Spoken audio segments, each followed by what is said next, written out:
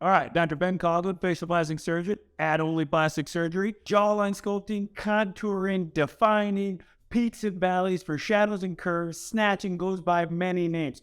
What are we doing? Why are we doing it? And how do we do it? So check out this woman. And a key thing here is why some of these products and some of these techniques that are out there don't work for you or other people.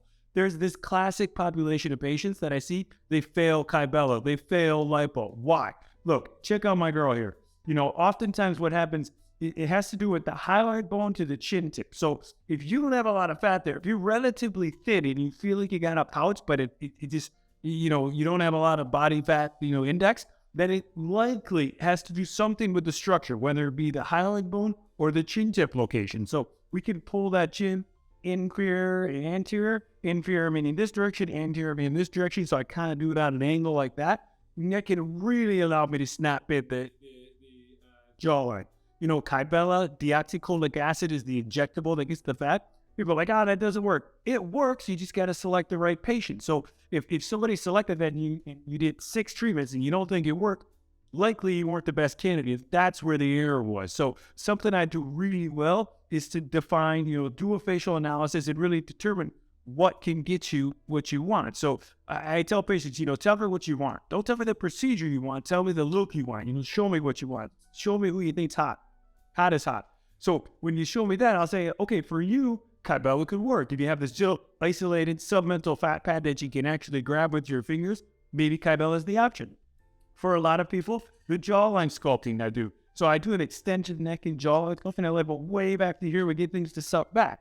Do that in combination with some sort of tightening technique. We're going to publish that right now. You can really separate the skin of the platysma. You separate the skin of the skin from the deeper tissues in the neck, and then you snap them in. Think saran wrap with a blow dryer.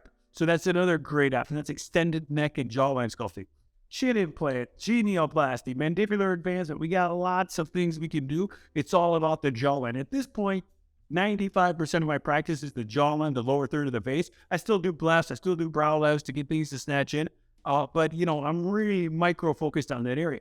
And I also think that's how you can maximize results. That's really how you can maximize the results and you can advance a field. When you get really good at one thing and you do it over and over and over, it's interesting because the case actually becomes more complicated, which is, it doesn't make sense, right? You think the more you do it, the easier you get. But the more you do it, the more you kind of find, what if I do this? What if I tweak this? So that's something I've done really well, and that's how we've advanced the field.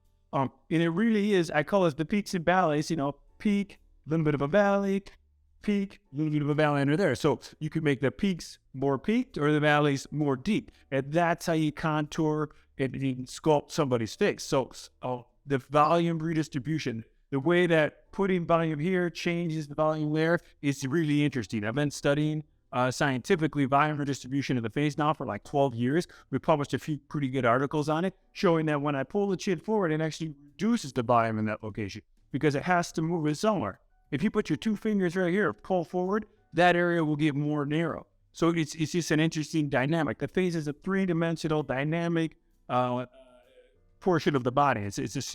It has a lot of anatomical, important factors that can change.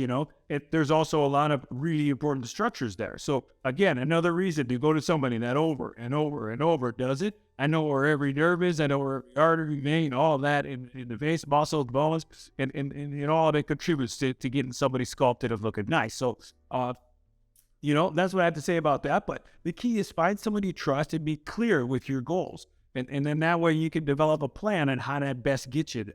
So we have a few before and afters. I'll flip them into the thing in the background here for me. And you can really see how things start to kind of snatch in. It's about pushing here, pulling here, and really getting the contour. We have fun while we're doing it. So results, safety, and enjoyment, those are my 3 pillars. Results, safety, and enjoyment. And I think if you can do it safely, if you can enjoy it and get the results you want, that's really the key. All right, Dr. Ben Coughlin, facial plastic surgeon, Add-Only Plastic Surgery. We're showing you how, what, why we do these types of things. We're having fun while we're doing it. Check us out. If you have questions or specific things you want me to focus on, please let us know. Keep it real. Like, subscribe, comment down below. Stay tuned for more plastic surgery, commentary, videos. You're going to just feel hotter watching them.